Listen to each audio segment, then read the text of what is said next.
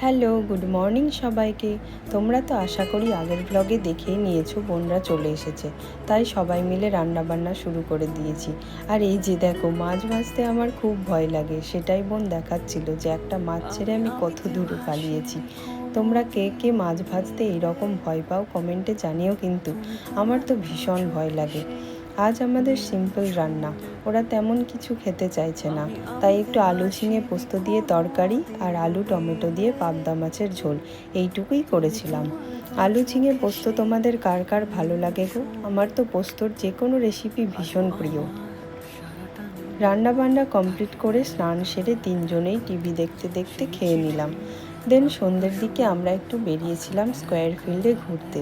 বহরমপুরের টাউনের মধ্যে খুব সুন্দর ঘোরার জায়গা এটি। আমরা সেদিন মাঠের মধ্যে অনেকক্ষণ বসে মজা গল্প করেছিলাম, আর এখানকার বিখ্যাত ঘটি গরম খেয়ে বাড়ি চলে গিয়েছিলাম। ওকে, আজকের ব্লগটা এতটাই। তোমরা সবাই ভালো থেকো, সুস্থ থেকো, আর আমার ভিডিও ভালো লাগলে ফলো করে পাশে থেকো। Tata, by.